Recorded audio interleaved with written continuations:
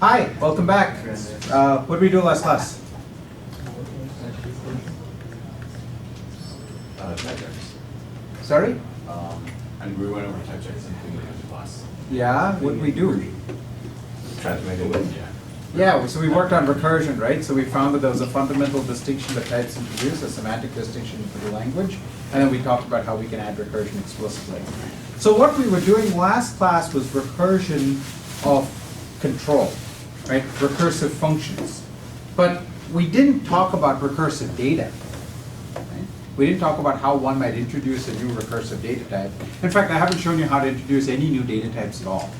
And the interesting thing about types is actually the fact that they give us the ability to introduce new data abstractions, right? For example, if I write down a data type that says, well, let's write down a data type, shall we? How about we write down, let's define, say, a family tree. You don't, oh. Let's define, for example, a family tree. What is a data type definition? So let's just, let's pretend that we're getting to program in PLAI typed, right? So that's our surface syntax. So what does a family tree data type look like in PLAI typed?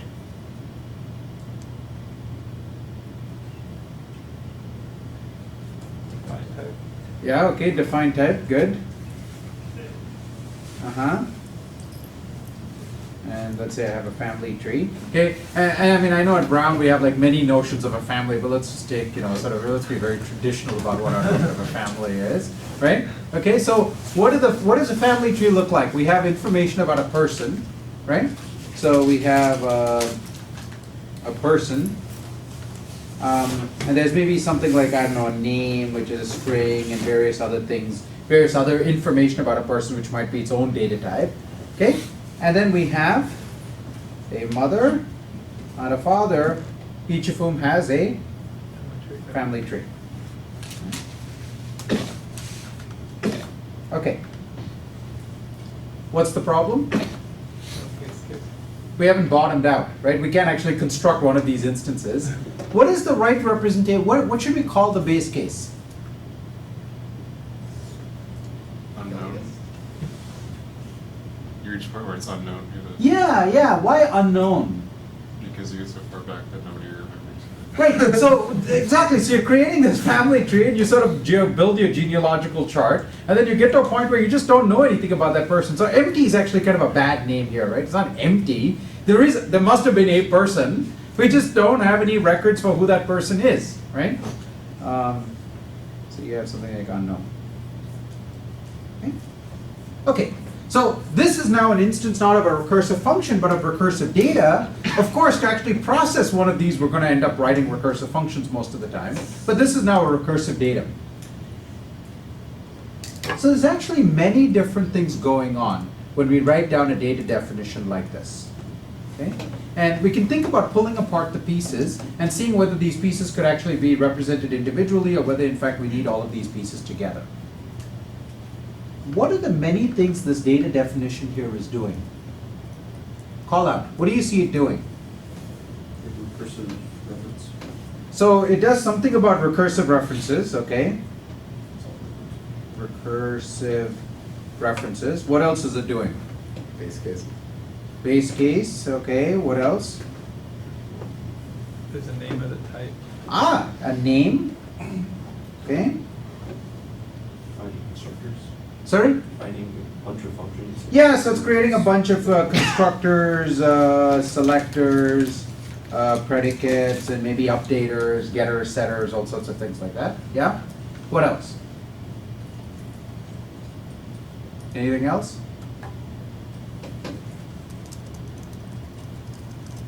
It refers to existing types as well. Yeah, so it has like references in general to types, yeah? Okay. Anything else? Anything else? This could be a trick question. It could be yes, there is something. It could be no, there is nothing. And he's just like, teasing us. Okay, let me try to reconstitute this perhaps differently, okay? So this is one way of thinking about this list, okay? Another way to think about it is, well, what's the most basic thing that it does?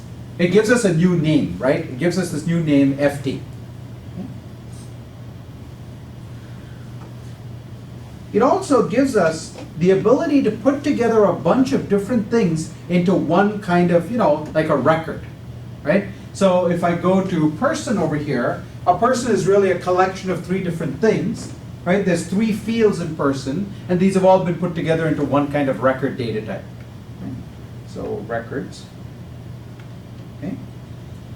Now, those are actually 2 completely orthogonal features, right? The ability to create a new name and the ability to create a record of stuff that exists are essentially orthogonal things. There's no reason why they couldn't be 2 completely different things. Okay? But if we want to make recursive data, well, how can we have our record refer back to itself without having some way to construct the reference, right? It needs some way to actually say, I am referring to myself. Well, you could just imagine a new keyword, right? Myself. My type, right? Self type. This type. You could imagine that. Where does that break down? Mutually recursive. Yeah, it always breaks down. There's always an easy answer for self-recursion that never works so nicely when you have mutual recursion, right? So if you have 2 data types that need to refer to one another, now, have you ever run into such a situation where 2 data types need to refer to one another? Ever? This never happens, does it? Anyone? Yes? All the time? Have we actually defined any mutually recursive data types in this course?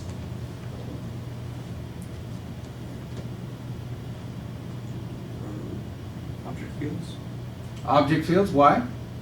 The field is a different data type. Uh-huh.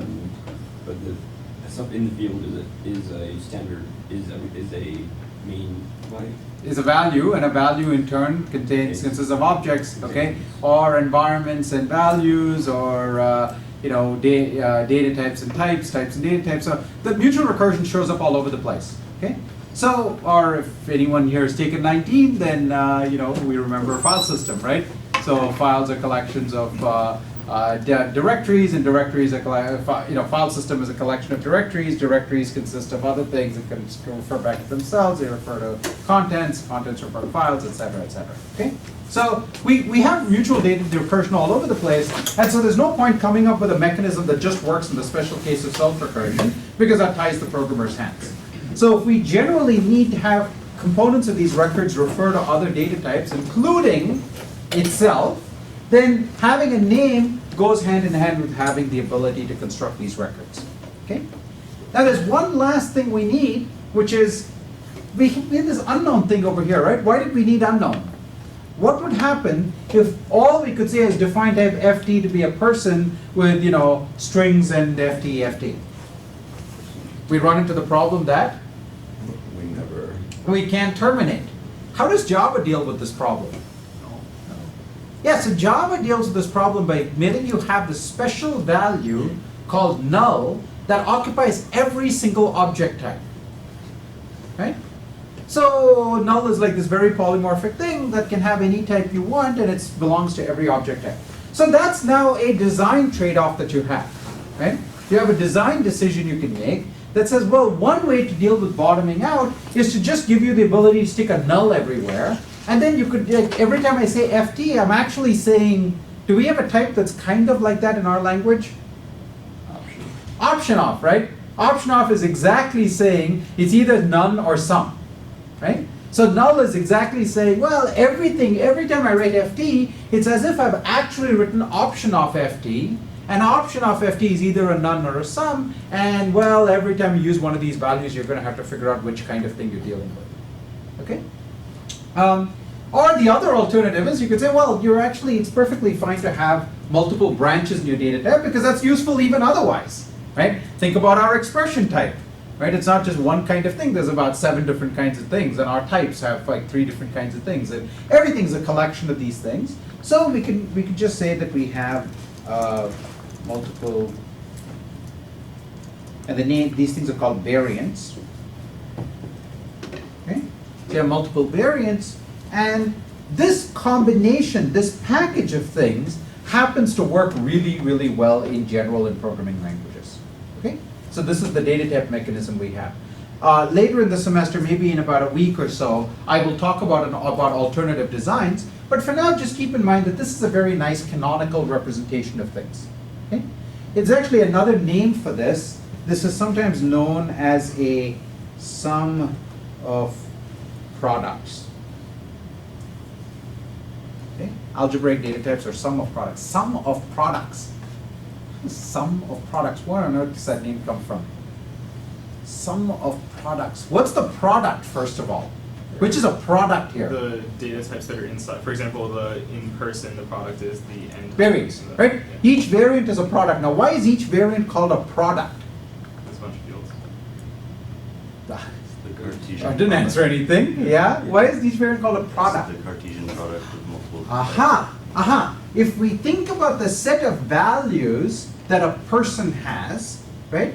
It's basically, it's freely generated, meaning it's all of the possible values that can go in here, and all of the, this field has a whole bunch of values, like a bunch of string values that are all legal values here, right?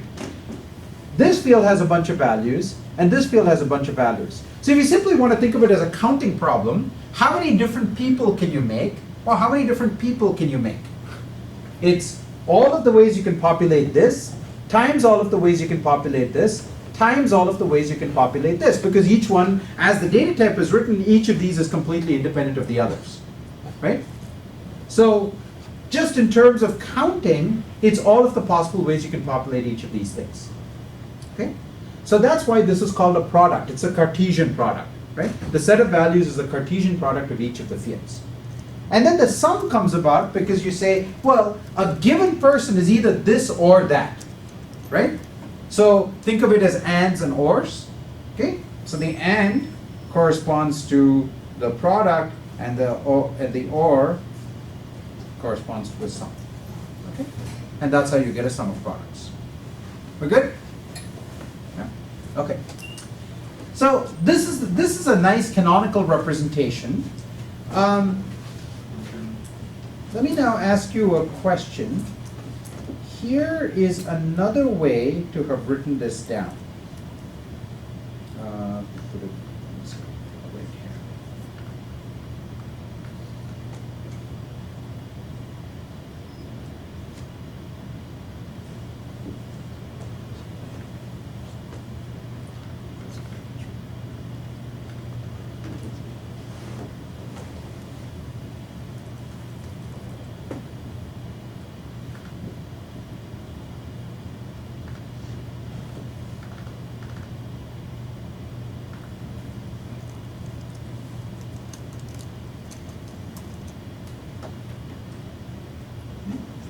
So here's a little object-oriented hierarchy I got here. So basically this is Java, right? So FT is maybe a class or an abstract class or something like that. I'm not going to get the details over here.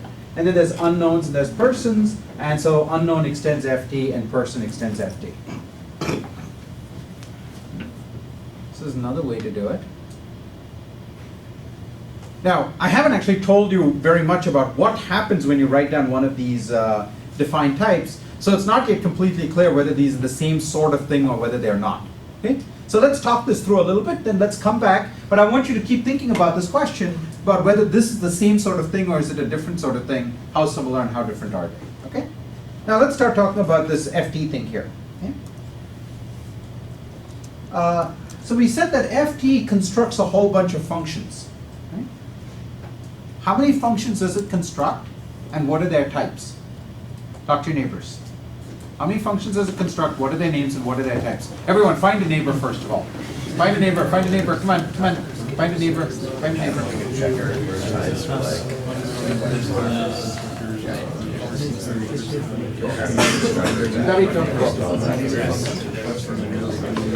No solos.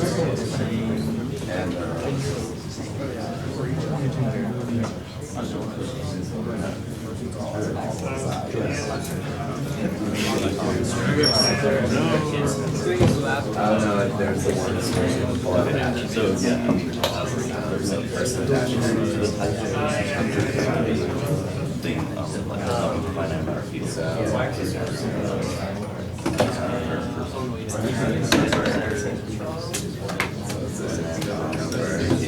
number of variant types times 2 plus the number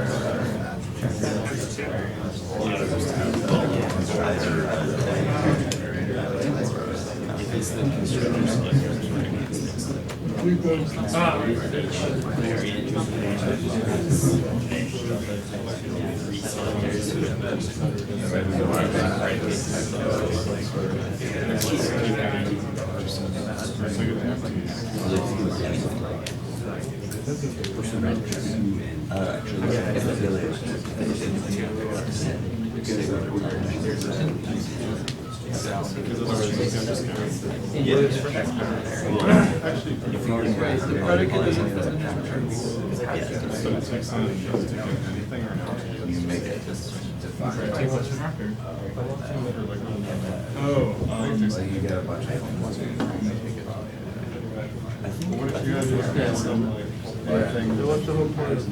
It's pretty simple. Remember algebra, you got like checkers functions like person. Okay, answers? How many functions do we have first of all? How many? Just give me a count. 8? Did you say 8? You just made that up. 8? 7? 1, 2, 3, 4, 5, 6, 7, I think. 7 or 8. Yeah, okay, round about there. Let's start writing them down. Okay, what are they called? Unknown. Unknown. Okay. Unknown. And what's its type?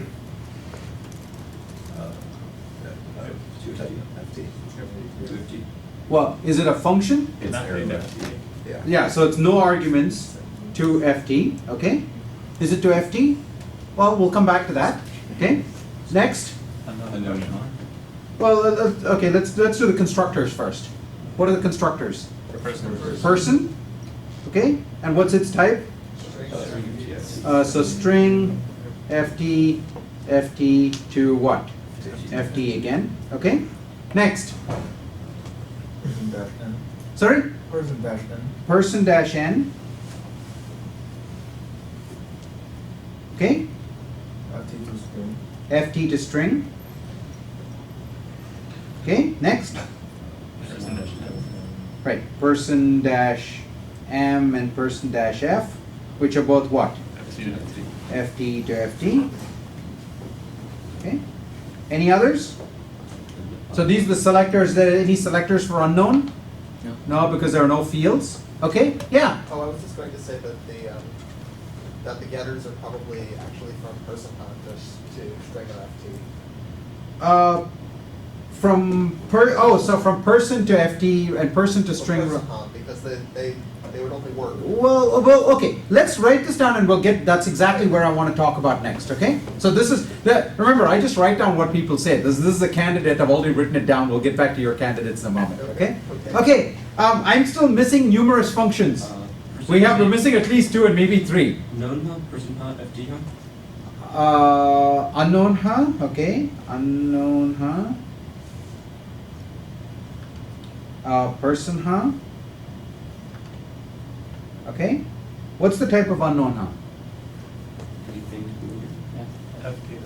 If I go to Dr. Racket right now and I type unknown in type PLAI, what type will it give me? Single quote A. So single quote A to Boolean, NE to Boolean, FT to Boolean. Actually, it's going to say FT to Boolean. Okay, and we're going to explore why it does this and what else it could do. Okay, so what do you think person is going to do? It's going to say FT to Boolean. Okay, and okay, so we've got 7 pieces now. What's the 8th one? I thought there was an FT, but maybe. I think there may be an FT, so we'll write it now since we're not quite sure. And what's its type? Any, is there a type any? Right. Well, maybe, so it's something, it's some stuff to Boolean, right? Okay. really hard to see. Yeah, that's on purpose. It's not clear whether it's there or not, yes. But they're also setters or. Yeah, so we haven't gotten a mutation yet, so we'll just, yeah, okay? Yeah, and anyway, we're doing this through boxes, right? So you could imagine that comes in through boxes, but yeah. Okay. Yeah, this is really hard to see on purpose. So we have 7 at least that we agree upon, and there's an 8 that's not entirely clear.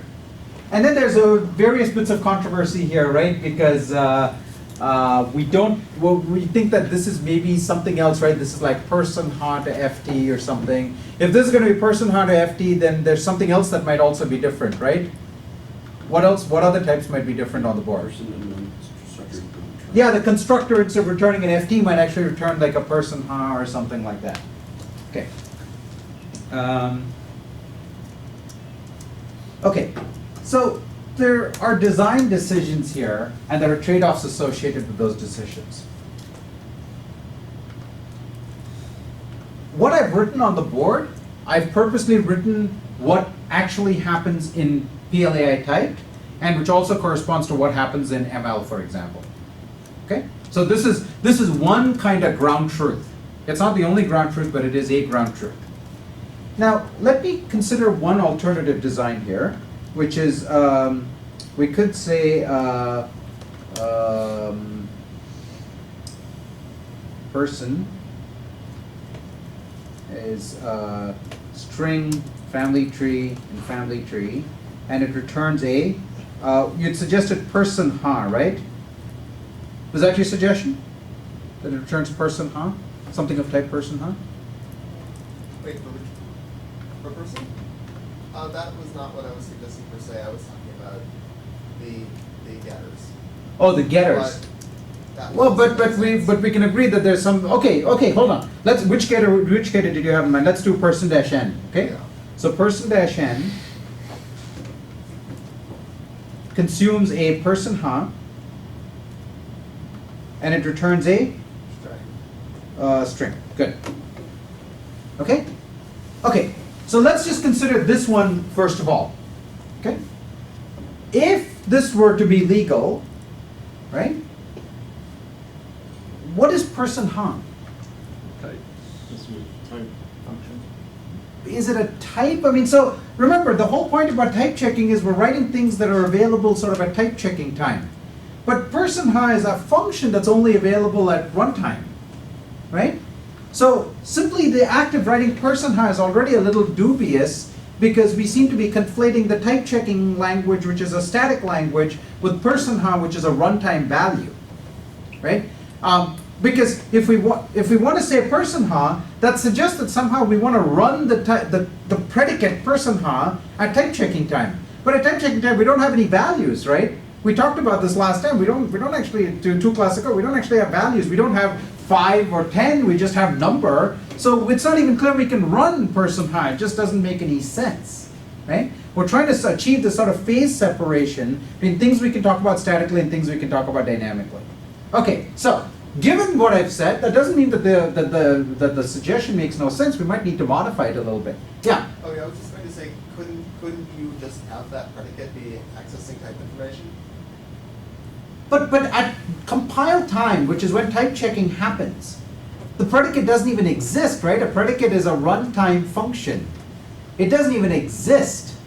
It doesn't have a heap that it can go look up anything in. There are no values sitting around. There's nothing, right? At runtime, it could go look up some kind, and we'll actually talk about what a predicate can actually do at runtime. But at compile time, the predicate doesn't even exist. These are like functions. These are like live bits in the memory that don't exist. I was thinking more along the lines of it need not be accessing the value at runtime. But it doesn't exist. The Okay, function just yeah. doesn't exist, Okay. right? We're talking about types, which are static representations. They're static names. They don't even exist. The predicates don't even exist, right? Because if I go down this path, then I could allow arbitrary predicates. I could say, is it a number? Is the number greater than 0? The answer is, I don't know. All I know is it's a number. How can I even answer that question, right? In fact, every time I run it, when I come through a particular point in the program, every time I run it, I might get a different number. So the answer is, sometimes it's true and sometimes it's false. So how can I even answer that question, right? So we can't sort of get to truth that way. Yes? you say that it's statically typed with FT to string, but then it has a runtime constraint of person hop? So certainly this is what happens in practice, okay? And so in both Racket, the type PLA language you're working with, and in ML, what's happening is, even though you've said FT here, you secretly mean an FT that answers true to person hop, okay? And if that fails to be the case, you will get a runtime error. So even though ML is sort of, in a world where you've statically type checked it and you're not going to get runtime errors, you will get a runtime error. You will get a static error if you send something that's not an FT at all. Okay? That will be caught statically at compile time. But at runtime, if you send in an unknown, it'll only tell you at runtime that, I'm sorry, that's the wrong kind of thing. I can't do anything with that. Okay? So that much we already have. And that issue about exactly how that's implemented, that's one of the things I want to talk about later today if we get the time. Okay? But we're still in this sort of design phase of so you're basically accepting the types as I put them. What I'm trying to do is explore an alternate type language. Yes? Alternately, you could redefine the constructor as make person, and person would refer to the person type. So here's the possibility. You want to make a new type called person, right? So let's think about what that might look like. So you're proposing that instead of person here, we actually have a type called person type, let's call it. Okay? And so here, so over here we have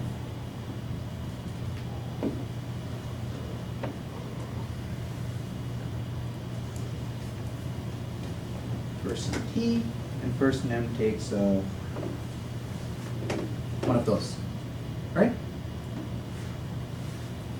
And then similarly, unknown doesn't make FTs, it actually makes unknown T's, and then I guess there are no selectors there. What would the type of unknown question mark then be?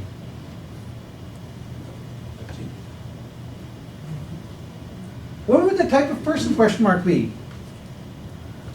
Would it be this? Person question mark is person T to Boolean? We only know what the value of that is, right? That's called true. Right? We don't need to write that function at all. Yeah. You need a way for types to have multiple types instead of like.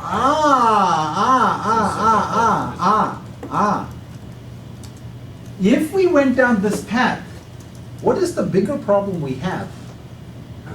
Let's write a function that consumes a family tree and computes, the number of people in the family tree, number of known people in the family tree. Okay? What does it consume? Does it consume a person, or does it consume a... Well, we now have three distinct types all referring to the same kind of thing. We have a person T, we have a unknown T, and we have an FT, right? Now this function obviously in the general case has to consume an FT. But if I now pass in a person T, it's going to say type error, FT is different from person T. Is FT truly different from person T? I mean, some person T's all person T's are FTs, some FTs are person T's, right?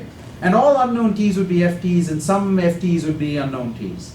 So now we have this relationship where a value that is of type person T is also a value of type FT. A value of type unknown T is also a value of type FT. But a value of FT is not necessarily either one of those, because statically we can't tell. Does this sound familiar? What does this sound like? Java. Does this sound like that?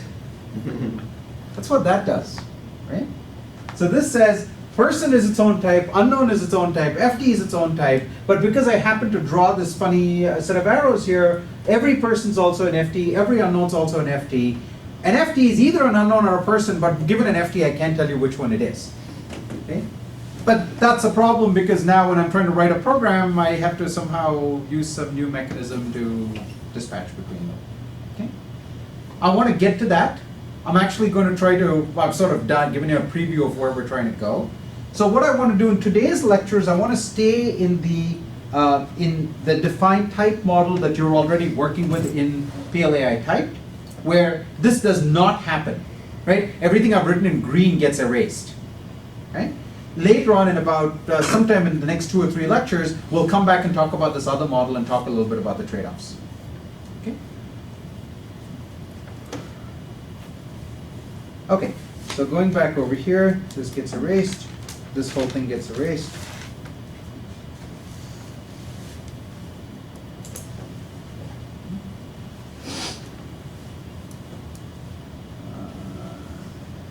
So I get an empty. Okay? Now, there's still this thing in yellow that you can't read, right? FT question mark. Does it make sense to have an FT question mark? Well, let me give you a hint. PLAI type does not define this function. That could be an oversight. I mean, for all I know, maybe it does happen a lot. But let's say it doesn't define this function. Why would it not define this function? Why would it not define this function? Can be statically checked. Yeah, what would be the point of giving you this function, right? If I write the expression x colon ft, okay, then what is ft question mark of x going to evaluate to? Always evaluates to true, right?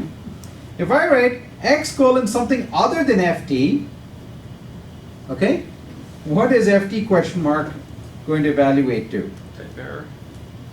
Well, no, but if I had it at runtime, it would evaluate to false, right? So what is the point of providing a predicate that we statically already know the answer to, right? It's not a meaningful runtime predicate because we already know the answer, and the easy way to determine the answer is just go look at what you've written after the colon. You already know the answer, right? So in the statically typed world, the entire business about type predicates, string question mark, number question mark, right? In fact, when we make the transition, we made the transition from the PLAI language to the PLAI type language, occasionally I got email like, I can't find string question mark. Yes, that's the point. You don't need it because you've just told me what the type is, and look at what's after your colon, and that tells you what your type is. Yes? But can you write functions that are polymorphic and don't expect don't expect? I will actually talk about polymorphism separately, okay? That's a very interesting question, and there's a little bit of richness to talk about over there.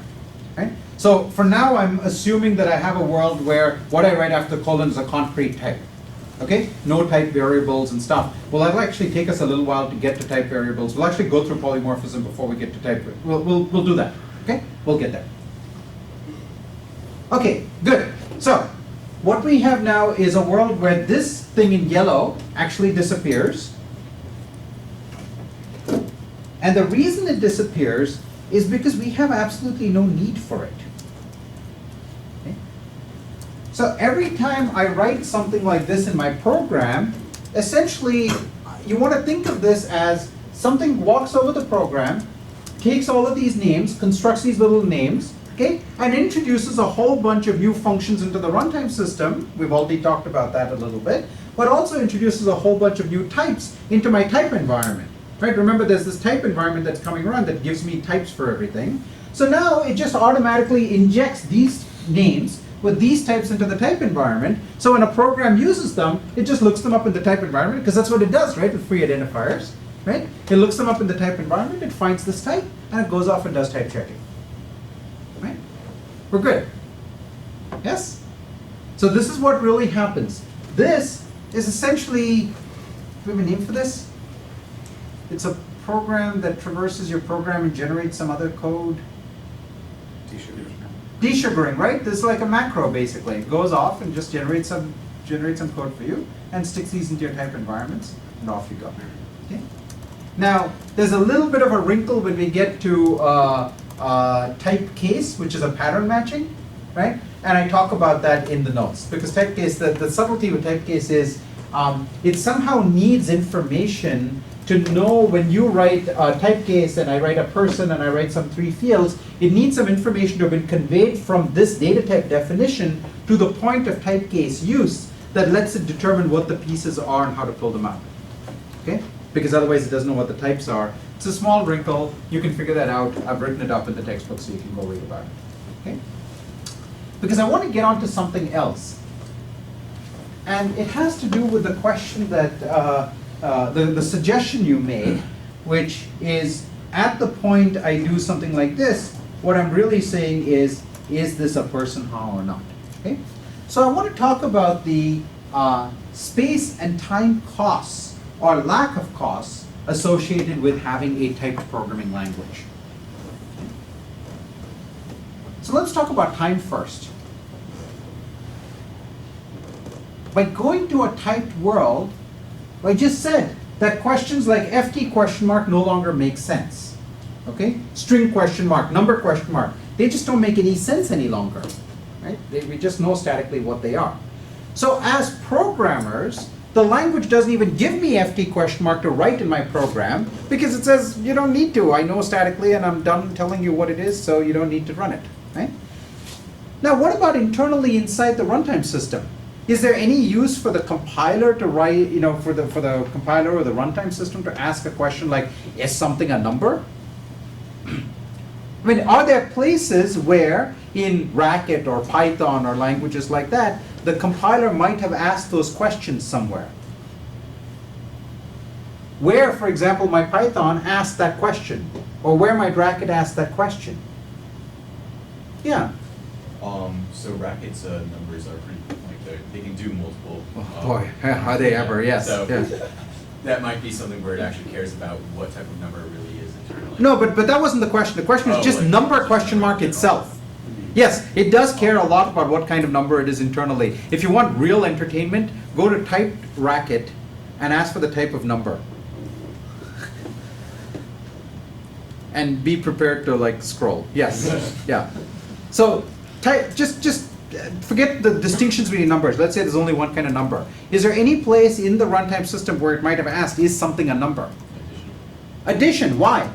Because Racket doesn't actually statically type anything. So when it finally goes to add two numbers together, it needs to make sure. Right, so in an untyped, the traditional Racket, it doesn't know what the type of the arguments is, so it has to ask, is the left-hand side, are you a number? Right-hand side, are you a number? And if not, what does it do? It signals an error, right? It raises a runtime exception. Yes? Well, like equality, you need to make sure both. Yeah, so equality is actually a complicated thing, but it depends on which equality you mean. So let's not talk about equality because we could spend a long time talking about equality. Simpler things, simpler things. Where else might it do these kinds of checks? Any other primitives? Every built-in function. Every built-in function, right? String append, right? Did you give me two strings? String, substring. Did you give me a string and did you give me indices for the string? Right? Now in Python, does Python do any of these checks? Yep. Where? Yeah, in all the same sort of places. The checks are slightly different, like plus is a little more overloaded and so on. But Python also does this, right? It goes off and checks that these things are actually of the right type before it performs the operation. Ruby, does Ruby do these checks? Yeah, where? Basically, The same sort of places. Okay, JavaScript. No, JavaScript's a funny case. But even JavaScript checks at least one thing. I can tell you for sure there are at least two things that I can be certain that JavaScript checks. Applying a non-function. Even JavaScript will not return undefined when you apply a non-function. It actually raises an error. Okay? And likewise, if you have a null object, right? I believe for a null object, it actually raises an error. But certainly when you apply a non-function, I can assure you that it says, even I don't know what to do now. I'm going to actually not signal undefined. I'm going to stop with an error. Okay? I'm going to raise an exception and you can deal with it. Okay? So all of these languages, their runtime systems have baked in a whole bunch of checks. So again, Python and Racket and Ruby, all of these things at an application position want to make sure that the function position is actually a function or an applicable value more generally, a function or a method or a continuation or whatever. It's something that can actually take values and continue to run. Okay? Now it doesn't actually check that the value came in as the right kind of value. That's unfortunate. Right? So it might have been the case that the function is actually taking the value and passing off to something else that's actually expecting a string. You pass in a number, and you find out, a few million instructions later that something actually went wrong. Okay, that's unfortunate, but at least it's doing that local safety check. So no abstraction actually gets violated, right? There are type abstractions, and they never get violated. It's just that the point at which you find out about the violation is maybe a bit later than when it actually really happened. Right? And there's a question of how do we assign blame to figure out who the party is that actually did something wrong, and that's something I will try to talk about in 1 or 2 lectures. Okay? So you can imagine wrapping contracts, assertions, and so on, and that'll be a topic of lecture. But the important thing is when we have a typed language, all of these dynamic checks turned into static checks. Right?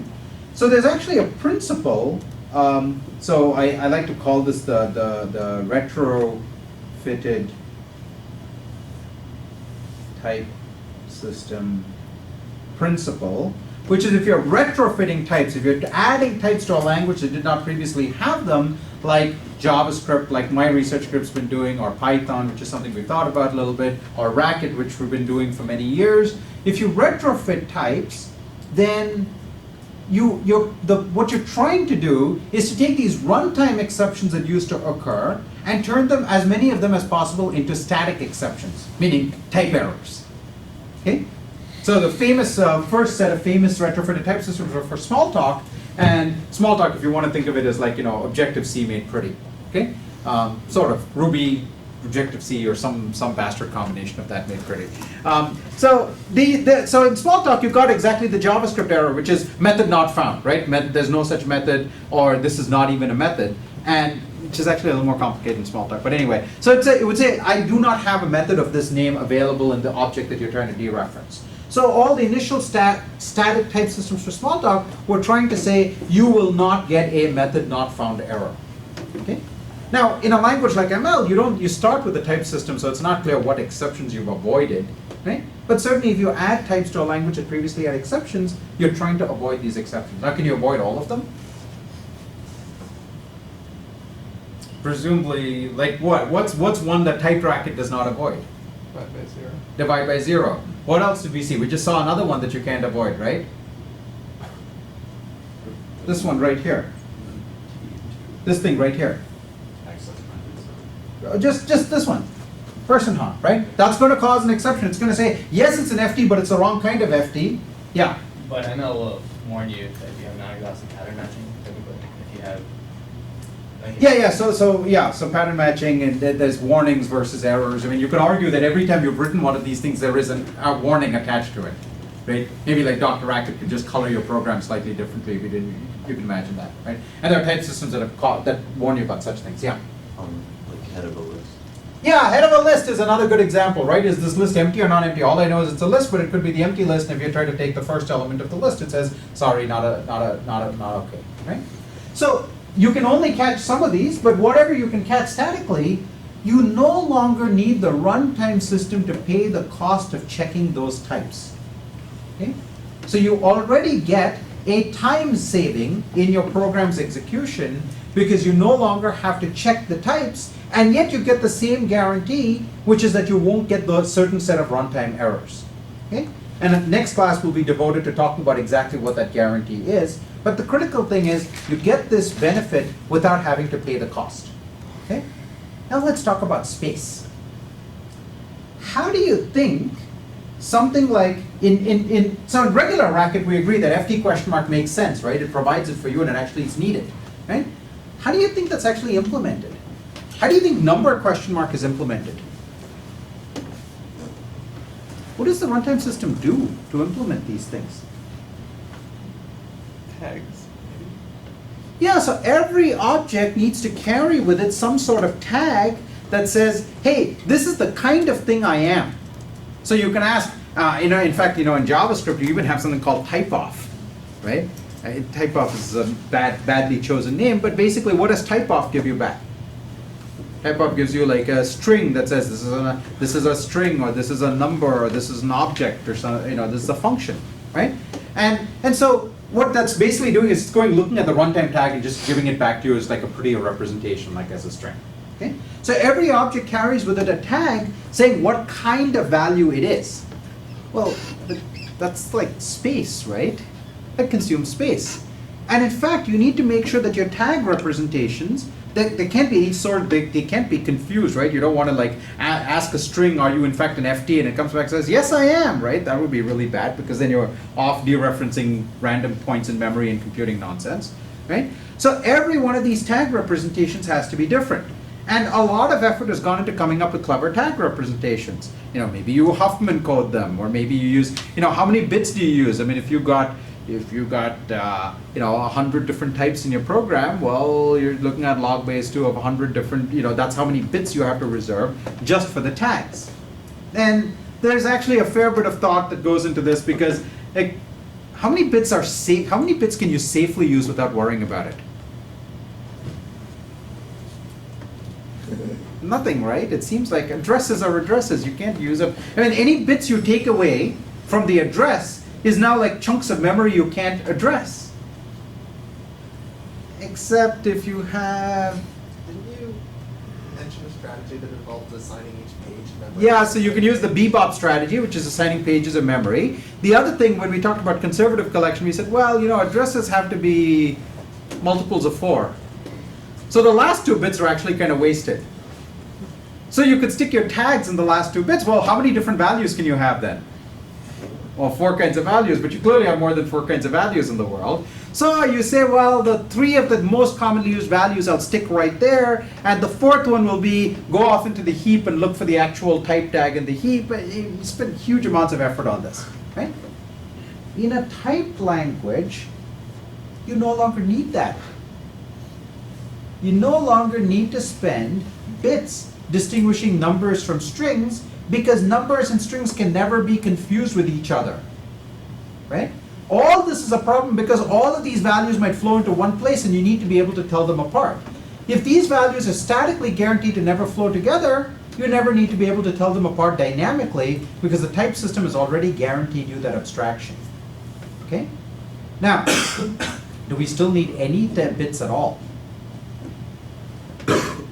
Why? Ah, right there.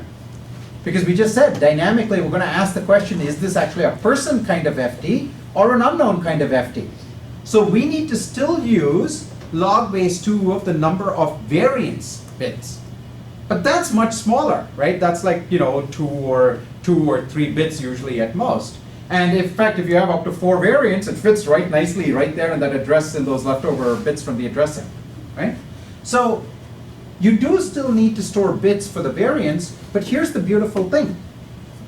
Because you have the variants sitting inside the types, they can't be confused with one another.